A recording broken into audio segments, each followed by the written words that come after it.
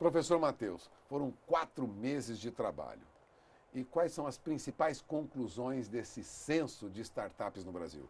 Puga, conseguimos fazer talvez o primeiro retrato real do que é startups, o que é inovação tecnológica nesse segmento de empreendedorismo em agritech no Brasil. Ou Eu seja, acho que isso é tecnologia voltada para o agronegócio. somente para o agronegócio. Isso tem que ficar bem claro. É um censo que trata especificamente de empreendedorismo para o agronegócio. Com alta tecnologia. São empresas de Sempre, alta tecnologia. sempre empresas de alta tecnologia que foram levantadas nesse trabalho.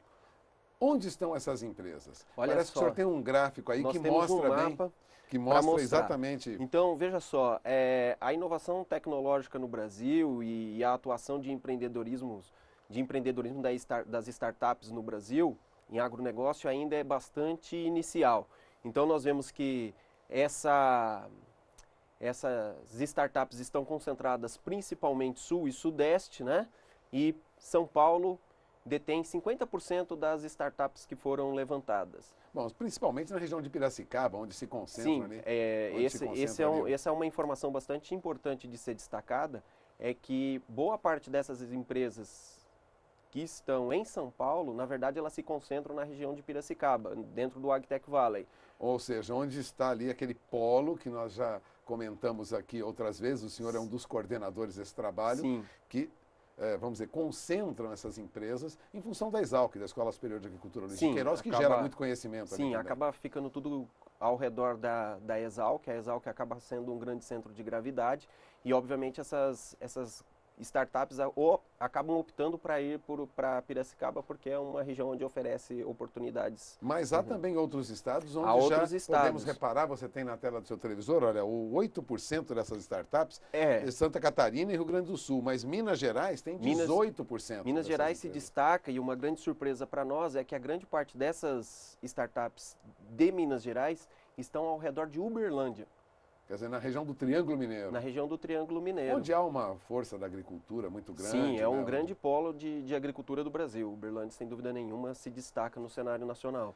Agora, quem trabalha nessas empresas? As startups, Olha só, quem são lá? olha só. Normalmente nessas startups trabalham apenas os fundadores, ou seja, são estruturas bastante enxutas, de 3 a 5 pessoas mais ou menos. E algumas coisas que são bastante relevantes que nós vimos no censo é que, por exemplo, parte desses sócios que compõem a startup, metade tem pós-graduação. Ou seja, são pessoas preparadas na academia com conhecimento profundo. Na verdade nós estávamos imaginando que esse número em termos de pós-graduação fosse um pouco maior devido ao tamanho da pós-graduação brasileira. Mas nós vemos que os pós-graduandos atuando dentro das startups é apenas metade do contingente de pessoas. Tá? Eles vão para a academia e alguns vão para a empresa, seria isso? Muitos poucos vão para empresas, o que é um grande problema hoje para nós, né? Nós deveríamos estar formando pessoas para estarem para o mercado e para serem mais empreendedoras também, né? Criar mais oportunidades. Mas uma boa parte continua na academia e não vai para a empresa. Grande parte dos pós-graduandos tem o foco na academia, né? Agora, uma outra coisa importante, Puga, é isso aqui, ó. Os integrantes dessas startups, mais de 65% têm conhecimento em programação computacional. Ou seja, conhecimento de informática, de tecnologia da informação Sim, é fundamental. é fundamental e nós vamos ver o porquê que isso porquê que isso está ocorrendo, né? E a outra coisa é que pelo menos um integrante da equipe conhece de gestão de negócios. Isso também é uma informação bastante relevante. Sabe por quê? As pessoas ficam imaginando que o agronegócio ele é feito ou só de engenheiros agrônomos, veterinários ou tecnistas, e não é. Ele é uma área multidisciplinar. Então, dificilmente alguém que é da área técnica vai ter o conhecimento de gestão. De administração. De administração para poder tocar esses negócios. Então, ter esses gestores incorporados à equipe, ter pessoas da área de computação incorporadas à equipe são fundamentais para o sucesso dessas startups. E essas startups, 76% têm gente com conhecimento de administração. Isso é uma surpresa? Isso é uma surpresa? Talvez não tenha sido uma coisa muito surpreendente, mas realmente quando nós vimos os números, na verdade nos deixou contente, porque como presidente lá da incubadora, da Exalctec, a gente sente que a principal dificuldade dos empreendedores está relacionado com a questão de gestão. Então, ver que eles estão trazendo pessoas que realmente têm conhecimento sobre o assunto é bastante importante, porque nós temos uma maior probabilidade de sucesso desses negócios. Agora, esses empresários têm, de alguma maneira, professor, dificuldade para conseguir recursos? Tem, o senhor muita tem dificuldade. Um resumo dessa pesquisa? Temos vamos sim. ao próximo quadro? No próximo quadro, olha, primeiro a área de atuação, das empresas, né? Então, Então, o que nós estamos vendo hoje? Nós estamos vendo um grande vulto na mídia com relação à agricultura digital. Então, não é surpresa para nós que 50%, mais de 50%, né, das startups... E você tem na tela do seu televisor, 56%? 56% das empresas atuam em tecnologias de suporte à decisão, o que é bastante interessante, né? Ajudando o produtor, ou o industrial, ou quem quer que seja dentro do agronegócio a tomar decisões, né? Decisões com bases em análises, em sistemas computacionais, dados. Sistema de computação, ou seja, o computador está na vida do empresário de um jeito ou de outro. De qualquer forma. E aí você veja, 50% desenvolvem softwares para gestão, né? 25% para hardware e equipamentos inteligentes. E agricultura de precisão, que obviamente está inserida dentro de todo esse cenário, né? Quer dizer, essas empresas concentram sua atuação nessas áreas. Sim, mas isso também nos mostra um grande problema, Walter, no sistema de inovação em agronegócio brasileiro. Qual que é esse problema? Nós estamos ainda seguindo um modelo de TI, de tecnologia da informação. Obviamente é muito importante a agricultura digital, mas nós estamos negligenciando outras áreas, por exemplo, a biotecnologia. Se você for analisar mais detalhadamente os resultados, você vai notar que, por exemplo, não existem iniciativas empreendedoras na área de biotecnologia.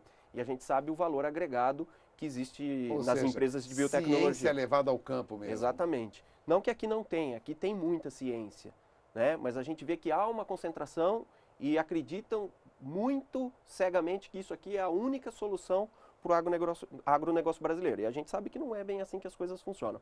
Mas essas empresas estão crescendo, têm sucesso, têm faturamento e, óbvio, estão entregando soluções inteligentes para o nosso produtor, com certeza.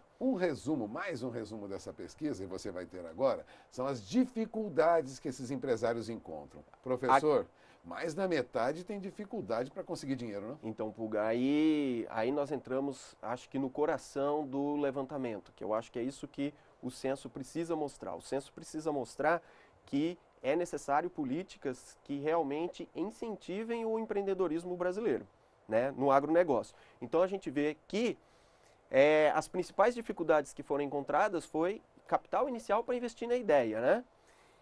50% tem dificuldades na identificação do primeiro cliente e, veja só, 48% das pessoas não conseguem se dedicar full time, né?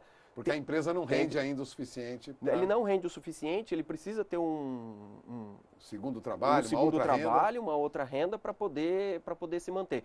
E isso faz com que o timing, né, que é assim que chamam o amadurecimento dessa empresa demora um pouco mais. O amadurecimento da empresa demora mais, diferente do que a gente tem observado, por exemplo, com as startups urbanas, vamos chamar assim, que são aquelas startups voltadas para o desenvolvimento de aplicativos para celulares, softwares...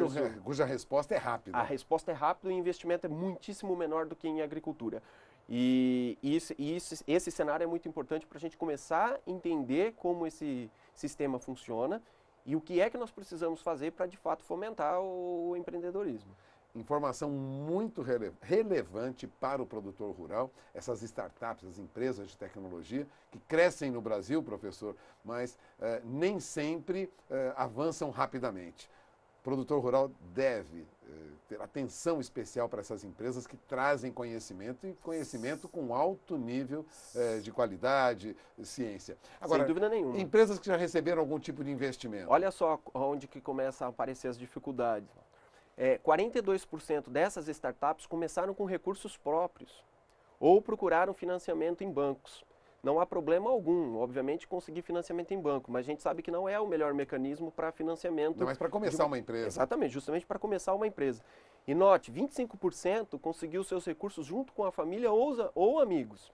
E aqui merece destaque o trabalho que nós acreditamos que é principalmente efeito das iniciativas da FAPESP, que é 24% de investimentos a fundo perdido. Ou seja, são concedidos recursos para essas empresas sem necessidade de retorno, de pagamento. Aqui provavelmente se destaca o PIP-FAPESP, né?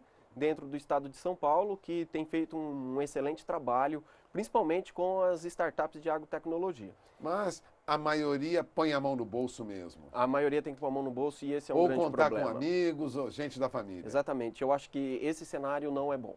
Não é bom. Não é bom. É preciso melhorar, avançar no financiamento para as startups. É preciso desenvolver novos tickets, né, de financiamento para essas startups. Não é possível a gente imaginar que nós vamos conseguir revolucionar a agricultura em termos de empreendedorismo simplesmente contando com que o recém-formado, aquele que está vai colocar graduando, saindo, exatamente, investindo recursos. Né? E existem agências e existem investidores que podem ajudar nisso, porque os tickets que são necessários para essa primeira alavancagem das empresas, ele é muito baixo. Então é possível melhorar o financiamento para essas empresas? É possível, eu acredito. Os investidores que vão ter que amadurecer um pouquinho.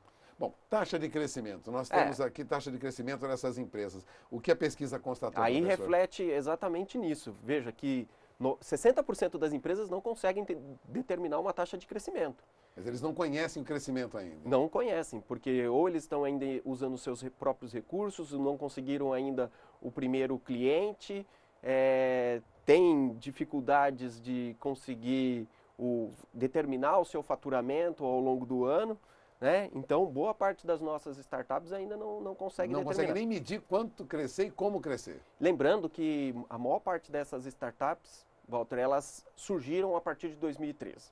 Quer dizer, são recentes. São bem recentes. São novas. São empresas novas que chegam ao mercado para melhorar aí tentar contribuir de uma maneira para o agronegócio, mas tem muita dificuldade. Tem muita dificuldade ainda. Agora, nós temos outra informação importante. Veja, o faturamento em reais dessas empresas. Olha, esse censo mostra que boa parte das empresas não fatura, professor. Sim, a maior parte das empresas ainda não fatura. Isso provavelmente se deve ao idade, porque é muito inicial essas empresas e provavelmente ainda os seus produtos estão em fase de amadurecimento. Estão em fases de validação e coisas dessa natureza.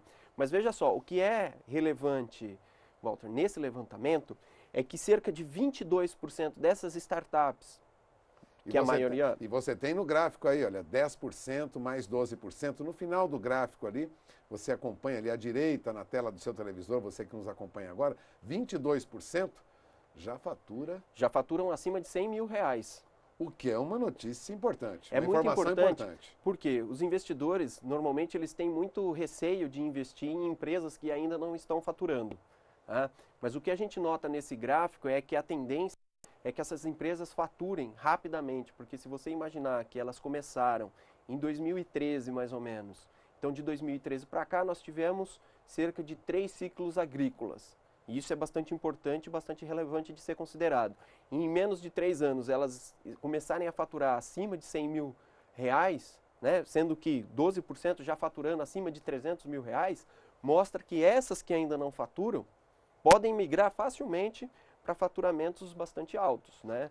O risco é bastante baixo. Com orientação, precisa de investimento. A perspectiva é boa. Essas empresas aqui vão faturar, essas que não estão faturando vão faturar sem dúvida nenhuma. Agora, elas podem começar a faturar muito mais rapidamente se tiver investimento. Caso contrário, elas demoram muito tempo para amadurecer. Agora, vamos a um outro gráfico. Nós estamos fazendo um resumo dessa pesquisa. Os principais mercados atingidos por essas empresas. Soja e milho, cana-de-açúcar e café dominam o foco dessas empresas. Sem dúvida nenhuma. Obviamente que uma mesma empresa ela pode apresentar soluções para soja, milho, cana-de-açúcar, por isso desses valores, né? Mas a gente vê que há, obviamente, uma concentração nas grandes culturas que o Brasil realmente domina. Ou seja, as startups estão voltadas para os grandes mercados. Estão voltadas para os grandes mercados. Milho, cana-de-açúcar. Mas veja, existem outros mercados que também são importantes, como da citricultura, culturas florestais, pecuária de leite, pecuária de corte. Pecuária de corte pesa também, hein? Pesa 28% bastante. 28% das empresas atuam em pecuária de corte. Sim, o que é bastante relevante considerando o nosso mercado, né? Bom, 33% voltados para outras atividades. Para outras atividades. Atividades bastante interessantes, por exemplo, floricultura e fruticultura. Começam a aparecer startups com soluções para esses segmentos de mercado.